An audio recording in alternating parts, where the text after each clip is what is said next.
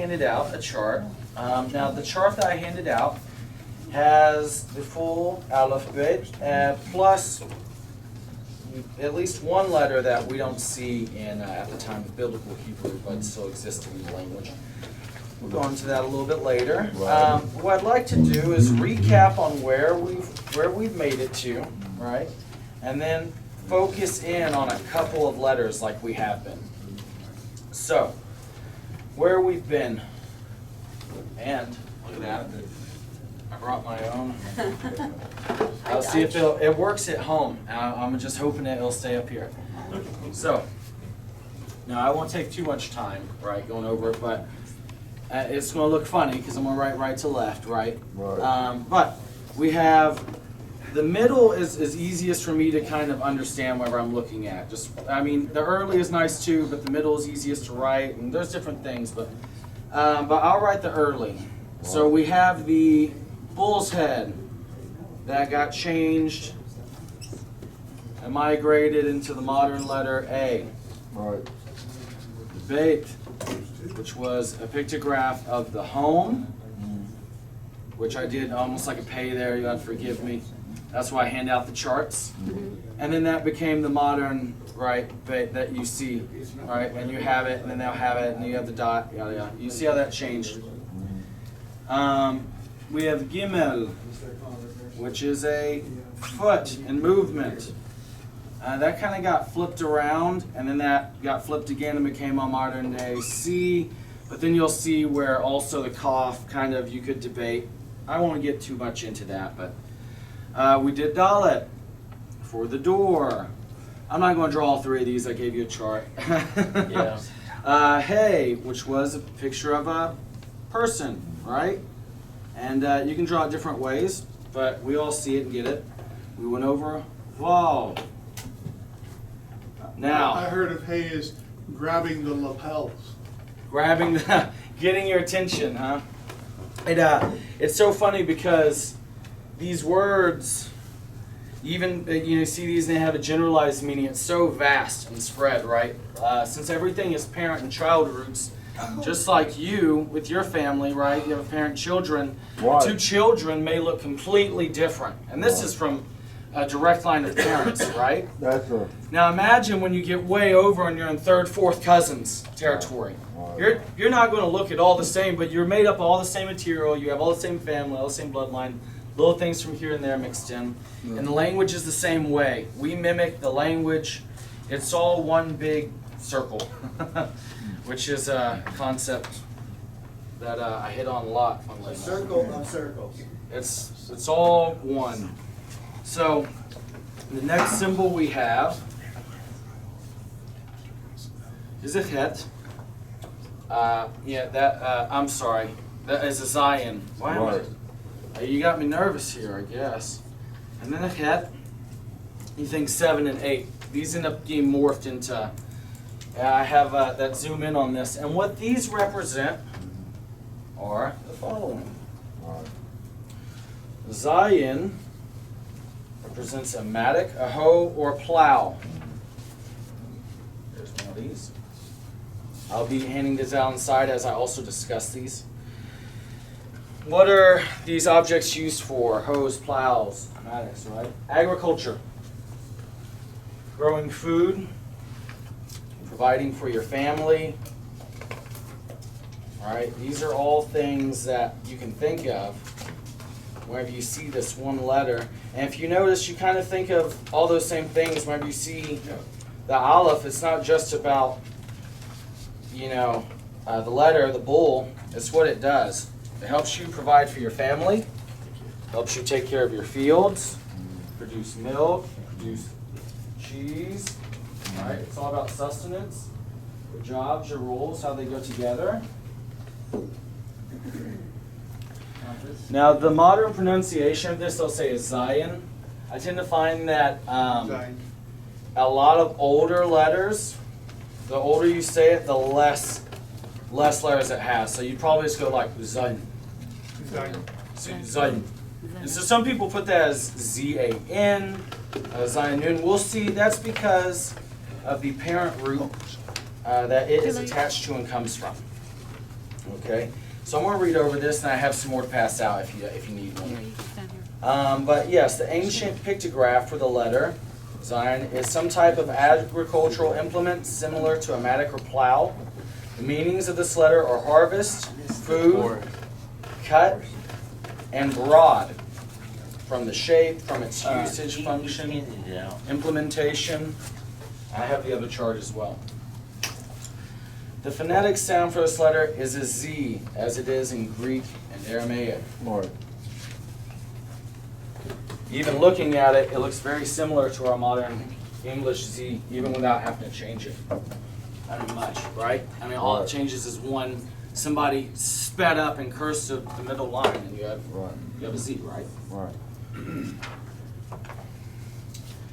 Page 2 on this, because I always find this interesting, and I thought some people may. Now, as we find new things, these charts update, but I have charts on the back that show how the letters morph and change, and then how they remain in the sister languages. So, Canaanite, Egyptian, Hebrew, Phoenician, different forms of Arabian, Aramaic, Greek, Punic, right? Latin. These are all connected. Yeah, very much. We're all one group for the most part, right? Yeah, almost all this is kind of surprising to a lot of people, but almost all the alphabet, unless it's like Chinese, came from this one alphabet. Yep. The Canaanite or Phoenician alphabet, Proto-Hebrew alphabet. And maybe I'll do a lesson where I show where Cantonese actually ties to this as well. So Chinese, Cantonese, certain words, if you look at it, like the word for sin is, what is it? If you looked at it's like tempting of a woman or something silly where you look at it and you go, oh, wow. What is it? One word for noisy or annoying is literally a picture of 3 pictographs of 3 women together. So we can, it's really fun looking at languages, and it's kind of The silly like demonstration's that. farming out front right now. Yeah, it's like, oh my goodness. Getting on dangerous ground there, huh? You in trouble It's now. like, so it ends up being really interesting things like that. And how it all relates to all languages. Shame had to do with something, it tied back to the garden with Adam and Eve. It was very interesting, right? And I try to take all of this not for, Well, what do you think the picture of the Zayn is? What's the, it's what is just it? all, well, It is this is a Aramaic. modern, but the earth, you That's go what and it looks Jesus like is a Right. Or, yeah, oh, okay. Plow is the picture. I was just telling Tabitha, I think the early, to me, is easier to remember. I wish they had just stuck with it. Yeah, it's easier to see something and just kind of gleam a meaning. And you may be wrong, right? Because a lot of things can have opposite meanings if you have things that are attached. You know, I had a sort of a similar thought. During the time that all this stuff was morphing into other letters, a lot of these letters don't resemble what they started out with really at Right. all. Yep. You know what I'm saying? Correct. And I'm wondering if there was some even attempt to sort of obscure the origins of these words. Like, you know how like they taught Like they do in, everything in else. Latin, for Yeah. example, to keep it away from the common people. Like, Yeah, was well, that there could was be. there some attempt of the scholars and the priest class and all that to sort of obscure the roots of the Hebrew words? I have Well, to say, let me say yeah. something about that. Writing apparently was first invented in ancient Iraq, and you had cuneiform, right? You have the ancient Remember Sumerian tablets. language. Yeah. Sumerian is a language isolate, which means it's not related to any known language. Just like, what's another language isolate? Basque in Spain. It's just its own unique language. It doesn't. Maybe in ancient times there are other languages that are related to Sumerian that died out. Regardless, what happened was they invented writing. But what the scribes did is they made it very complicated, so only scribes could learn how to read and write. Right. And then in Egypt, soon after that, somebody probably traveled and saw the concept and brought it to Egypt, and they invented the hieroglyphic system. And it's like 2,000 symbols. You had to know over 200 just to be able to barely make stuff out. They wanted it to be difficult to read so that they could hold this power of literacy to themselves, where it wasn't accessible to the masses. So what happened is you had some Semitic slaves probably doing mining work in the Sinai, and they invented the practical alphabet. They're all based on Egyptian hieroglyphs. But instead of saying, why do we need 2,000 symbols? All we need is 20, right? It's like we gotta run this mine, and we don't have time for this nonsense. Yeah. So they created the simplified alphabet, and it changed the world, right? They took reading and writing away from the scribes and gave it to anybody. So dynastic Egypt, and even Egypt before that, right? Those letters also came from somewhere, and it didn't come after people built kingdoms and had kings. We're looking at the middle of the section. It came from people living their daily lives. Right. The common man developed the language first. Well, Then it right. was taken and controlled. Once you gave control to Right. someone else, only then was it changed and taken from you. Before that, we all had it. Right. Well, yeah. These symbols were not from, like I said, Correct. This isn't scribes. These were common Exactly. people that made this alphabet. Yes. And like yes. the letter meme, in Egyptian it looks the same, but it's noon, so it's a different. This is for us. This Yeah, alphabet yeah. was made for a Semitic language, Correct, not for correct. Egyptian. Yeah, So exactly. They took exactly. the hieroglyphs, but they But the- repurposed it for their own purposes. Yeah, absolutely. But what I mean is that the Egyptian itself, right, there are languages that predate that, Right. right? And that wasn't owned by kings. Normal people, we came up with those languages in daily usage. Yeah, it's Right. as On if that- they on didn't that want point, people to make that- that. Then, yeah, they took it later to On that control us. point, there's another evidence that there was language that predates that. I really appreciate what Stephen's saying, that's very helpful. Yeah. But I think you're right, there must have been a common Well, I mean, before that. this is the one And that one of the disappeared evidences because I of guess that, in it my was more opinion, fancy is letter. in Genesis. Because it's very obvious when you read Genesis that it was actually written by several people. It wasn't like, here's the story and it's handed down, because you can actually tell a difference of writing style, and you can tell where it switches. It switches almost always at the genealogies. When you get to a genealogy, that's the finish of one person speaking and the beginning of someone else speaking. And so from between genealogies in Genesis is different people who wrote those sections, and the writing style is distinctly different, to where you can tell this is a different person who wrote this. There's Yeah. no question. So it couldn't be just handed down stories, because if it was, it would all be in one person's style. Because Oh, the okay. person, Yeah. the person who was narrating those stories back into the writing would have done so in their style, and the entire book of Genesis would have been in one style. So it had to have been written. Well, just so to Dr. Mystic's point, right?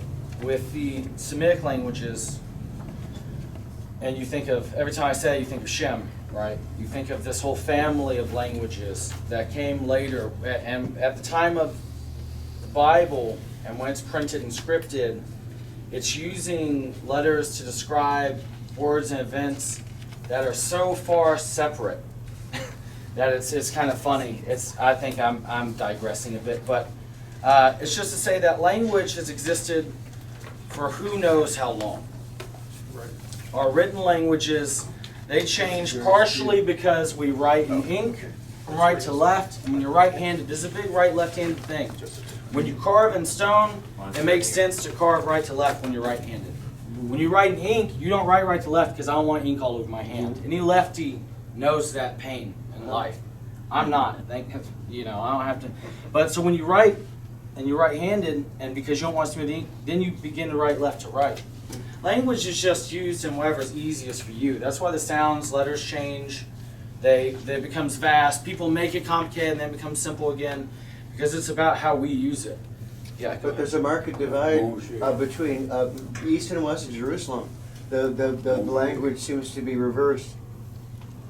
Oh, is that It's backwards east of Jerusalem and forwards, well, to us, west of Jerusalem. Yeah. That's been pointed out. I didn't think. I don't know. I found it interesting what Well, you were what he's saying is like Arabic and Eastern languages, a lot of them write Yeah. the other direction, but Even you're in right. Asia and Korea, Yeah, it's like that top to down. Again, it has to do with the writing in inks and the way that we wrote as opposed to carving.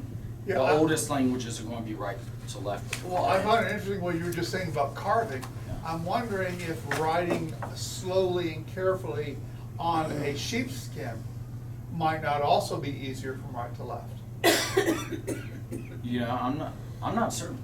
That, But yeah, if that's that's the a whole case- study in itself. If that's the case, that might explain why it stayed right to left for so But long for the scribes. But then the oldest inscription of the three-letter name of God is left to right, and it's carved.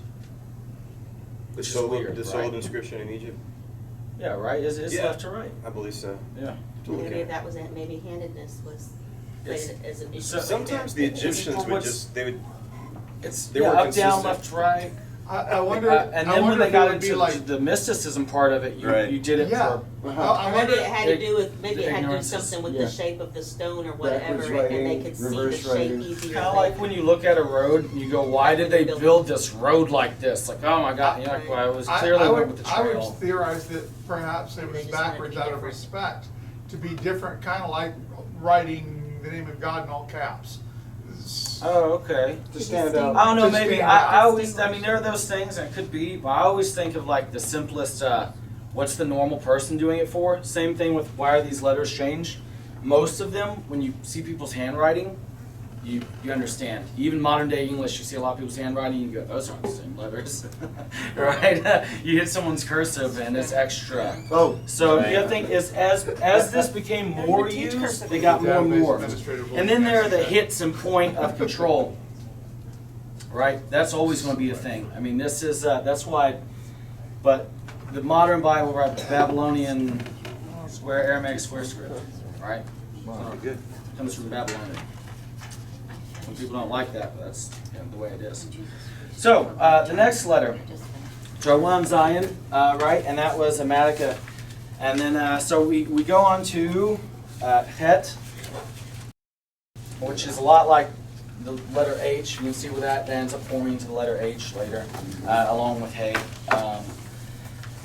So the Het is very interesting in that it represents the wall of a tent. Ancient pictograph is a picture of a tent wall. The meanings of this letter are outside, as the function of the wall is to protect the occupants from the elements. Half, as the wall's in the middle or divides, right? And into the male and female sections. And the modern Hebrew first letter is het, meaning a string. A very similar word is chetz, which means a wall, and is most likely the original name for the letter.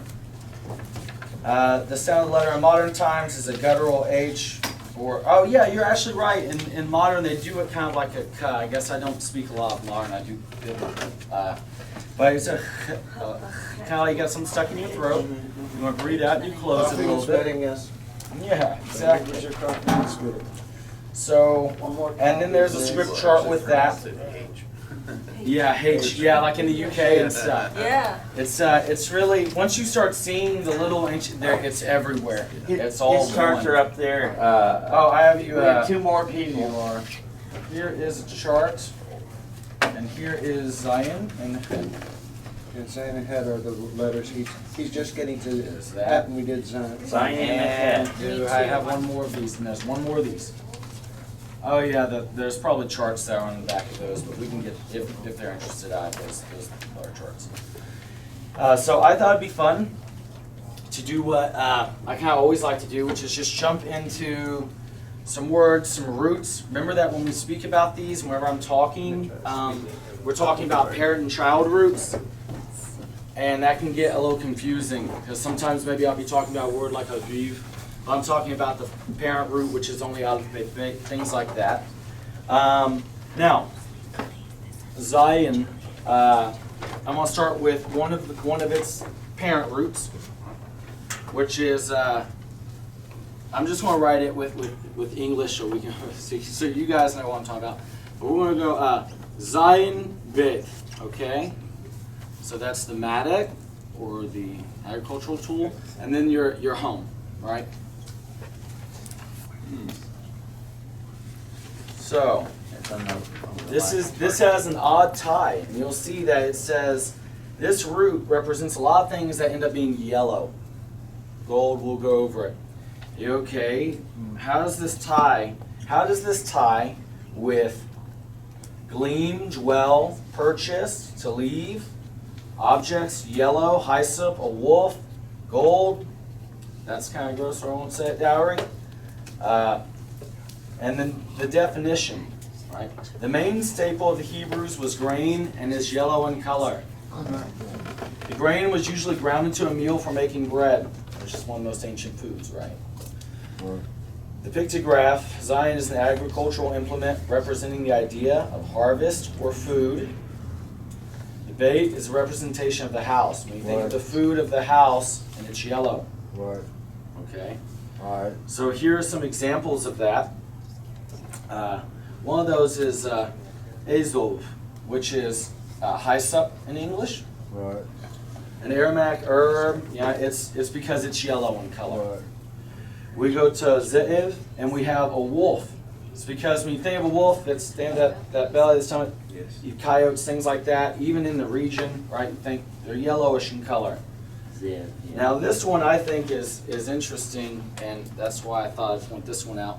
With this one, the next one, we have, and you already see how they get morphed from my terrible handwriting. This looks like an eye. But then I left it out because that's what people do. We make mistakes. But you couldn't just smudge it out like I did on the document. It would just be kind of crummy looking. So zahav, gold. All right, gold. Whenever I see this and they go, okay, you know, if this is the food of the house, and this can mean yellow as a type of abstract, one of the branches to go down, then you think of someone, right? What does this do? He said grabs by the lapels. It calls your attention to something yellow. What's the something yellow that requires your attention? Gold. Gold. And even this, in the definition of this word itself, why would your attention be called to it? Even in reading the word and understanding the letters and definitions, you have to understand that there must be a language that predates or pre-ties this, because this has inherent meaning already. You don't just see a yellow rock and go, oh, you know, I want that, I need that. It has to have purpose. When you're hungry, when you're farming, when you're taking care of your family, you don't see gold and think, great, until it already has a purpose or use. Now, gold's been used. You know, we could go into debates on why and all this, but it's been used as a form of currency and trade for, I mean, just, I won't say forever, because that's not true, right? But it's been so old that this language in itself shows you how old it's been used. Zahav, like exactly what's used on the ark, right? Or I mean, they call it the ark, it's not really an ark, but whatever. Anyway, so we look at grapes. I thought this was a really neat one because we take the mattock, right? We take the harvest, and then we take the foot and we put them together. And when you do that, you have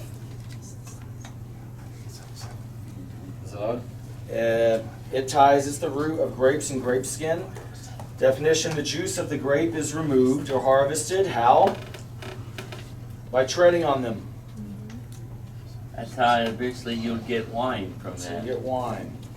So this ties, this is the father root or the parent root for the children with wine, different things like that. There was another root system that I don't want to go into too much, just because it's one of those things that is a little adult, but I'm just going to like hint at it. Okay. PG. If you have the harvest and you have we have the seed, which is nun. Okay. This ties to a lot of different roots, but one of those is if you're a harvester of a seed of men. I'll let you. You can go look up that definition yourself, and all those roots that ties to. But Dirty story. when you see it, you won't be surprised at the pictographic representation. Now, to back away from that, Clean it up. let's get that off there. Let's get that. And when you really see, oh gosh, I want to go into a whole thing of it because my wife was just laughing at modern day slang that we have for certain things, and it actually ties from the original language of it. Because this is anyway, I won't go into other words for things that do this in the ground, but That's great. I'm sure you can think of a few. So, moving to het. Let's move to another root. There's lots. I mean, there's, right. Moving to het. So this, the outside wall. How much time do I have? Because I really wanted to get to one other thing. Do 5 more minutes. 5 more, Can you okay, do that? okay. Is that enough time? Yeah, that should be Okay. good. And then we'll have Robert kind of do his. All right, with het gimel. You're moving outside the home. You're gathering outside the home. If you, a hag, that's what the feast days are. They're movements, right? A lot of the times the hags, actually, you were leaving your place of work and coming back home to celebrate. Just like, I always tie it to modern because I grew up like probably a lot of people did.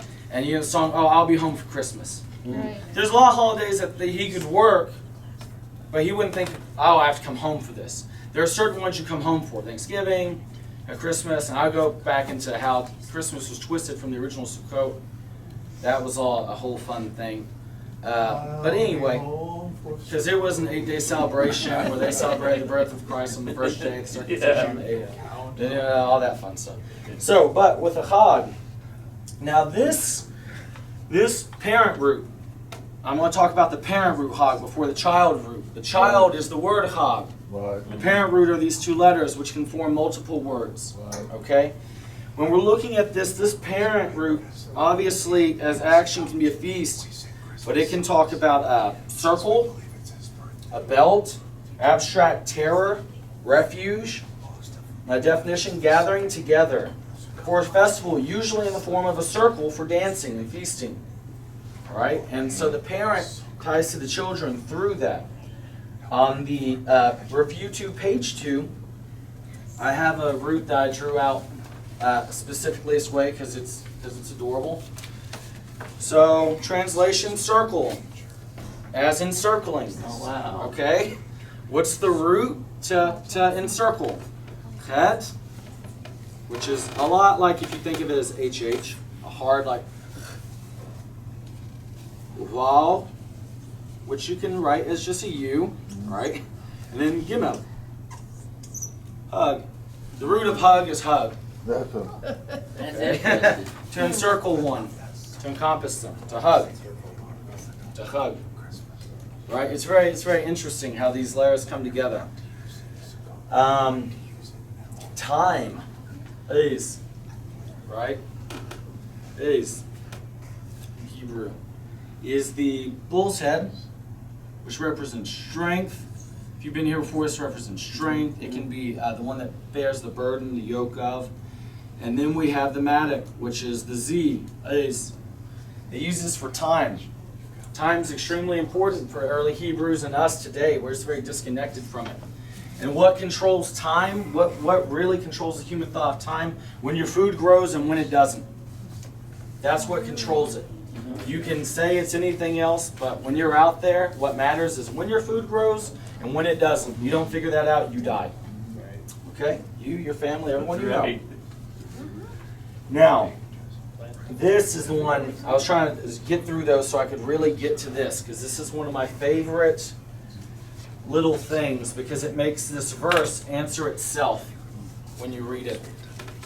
I'll make some space, because we all know I'm like ADD and I go crazy all over this board. Okay. The next parent root we're going to look at is ach, which is the bull's head. Okay. And then the tent wall, which I am, again, very bad at drawing. This is the parent. Right. Okay. A-H. One of the children is ach, sounds just like the parent. And that's the word for brother. Okay. But not just brother in a blood sense. It can mean, yeah, also looking at the parent root, this can parent things such as brother, a hearth, a fire hearth, right, to protect your home. In Hebrew thought, a wall is more than a vertical barrier, but anything that separates or divides. So even if I were to ask you a riddle, the word riddle is tied to this, Wow. because until I give you the answer at the end, you're divided on the It's a whole abstract thing. These families and cousins, they become very minutely connected in some ways. Now, yeah, it protected the house from the heat and embers of the fire. It can also, one who stands between, that's actually, I think here we go. The child root, the word brother. A male who has the same parents as another, or shares one parent with another, and we can go over the feminine later. But anyway, one who stands between the enemy and the family, a protector. A protector. One that stands between you and the enemy. That's what a brother is. Okay, this makes sense when you see how Jesus is trying to describe it. It's not just one you're born with, it's the one who shows you righteousness. It's about doing righteousness to your fellow man. If you're not doing that, you're misunderstanding the point of the teachings. Okay? So, Yeshua was not giving new thought. it's not new, he's giving you... There's so many things that people think are new thought in the New Testament that are not. Oh, Because he's expounding the truth, and he's going back to the roots. Yeah. who knows the full saying of blood is thicker than water? What's the full saying of it? We use it backwards Blood today. is thicker than water. We use it backwards. We use it to mean that your family is more important, right? Yeah, there's another part, I mean. So it's that the blood of brotherhood is thicker, or the blood of brotherhood is thicker than the waters of family. And no one is thicker That's than the my actual family. saying. Right? You prove yourself in brotherhood. Family, you can be born to a family, and you are supposed to give them certain respect with your parents, things like that. I'm not saying don't, but Right. I'm just saying it's actionable. It's not just thoughts and ideas. Now, every time I think of brother and I think of it someone who's supposed to protect, Right. I think of a very certain verse and a very specific response and question Right. that was given to God. Right. He says, Cain, where is thy brother? Brother's keeper. Right? Where is he? He says, who am I? My brother's keeper. Now, when you understand even just the root of this word, how dumb does that response sound to God? Yeah. Right, when you say that to your, who am I? In the word, my Am I brother, supposed to the one that I this protect, blood relative that you gave me? the one that I'm supposed Whose to blood cries protect. out from the ground right now? Right. Okay? And he actually, in that, when he says, am I his keeper, he uses the same word that they say to guard and keep the commandments, which is shamar. It says, hishmerti. Right?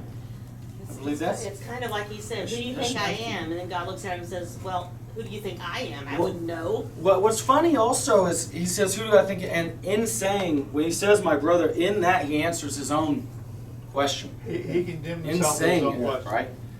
And that word shamar Chose the quiet part out loud. Right. comes from, this is just a little bit, I'll just wrap this up, because really it's about but Right. shamar is one of the symbols you'll see on the layout that we'll hit in later that can represent thorns. It doesn't have to, it can represent things upward, the waters, the upper waters, things Right. like that. But this can represent thorns, and what you would do in ancient times, especially if you were over in Africa and Egypt, right in that area, you protect yourself from lions. They have these plants that they would take, big thorns, and they would hedge around their encampment at night with circles of these thorns. And that would be a whole other root system that we go to. But so when it says to keep the commandments, it doesn't mean do them perfectly. Right. That's not what we're talking about. That's translated in English. This is thorns. This is made to protect lions and enemies from getting outside to your home and your love and your treasure in the middle.